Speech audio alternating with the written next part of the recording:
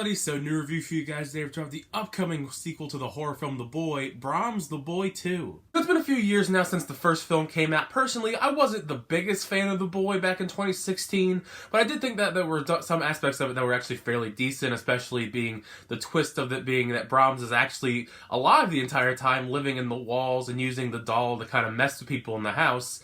But I figured that was just kind of like a one-and-done kind of concept. I never thought we were going to have, like, franchise capability out of it. However, we're back in this sequel where a new family moves into the Hillshire mansion and their young son soon finds and makes friends with the doll Brahms. Pretty much anything that was good or interesting about the first film was pretty much thrown right out the door in the sequel. They kind of semi-retcon the twist ending of the last film just so they can kind of turn this franchise, if you can call it a franchise, into this sort of Annabelle clone, just so they can try and milk out more sequels. You know, it's kind of annoying, actually. It's a very uninspired film, bringing absolutely nothing new or fresh to the horror genre. It's filled to the brim with jump scares where almost every single one is telegraphed way before it even happens. The script itself is very weak, the plot is very bare bones. It basically gives you nothing to latch onto just because we're always confined to these two houses that we go between, and nothing's really interesting. Nothing keeps your interest from the actual settings or the characters as well, because the characters are very underdeveloped, very poorly written, and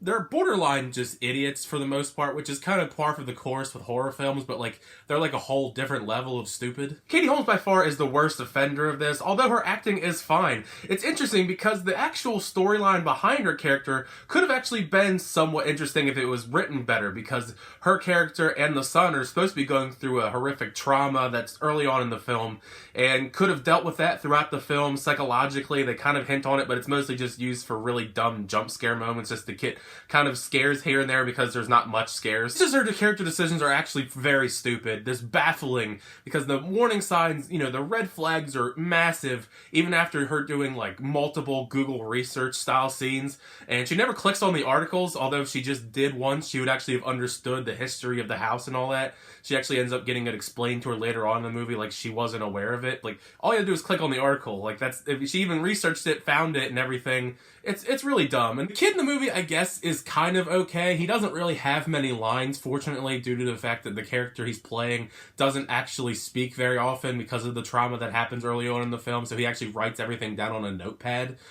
He does have some lines that are kind of cringy, but he doesn't have too many of them, but he does spend the bulk of the movie with the Brahms doll, which I just don't find that doll scary at all. It's just weird looking, and I just don't understand the fascination with it, I guess you could say, that everyone has in the movie.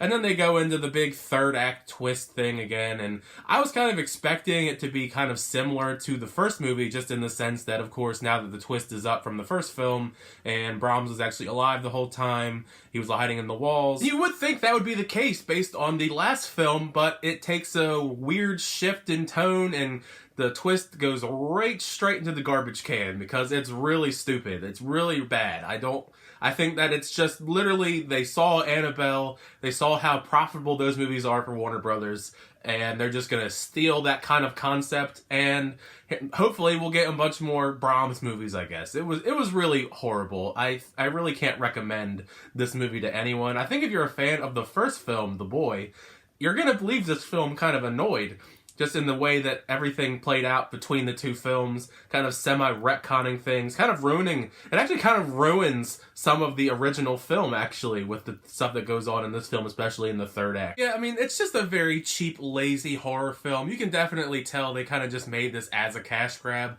I don't like to use the term cash grab very often, but this definitely feels like a cash grab. Like, I don't really feel like we needed a sequel to The Boy. I don't know if too many people that were actually clamoring for a sequel to The Boy, but here we got one. I hope that there's no Boy 3 or whatever they end up calling the third one.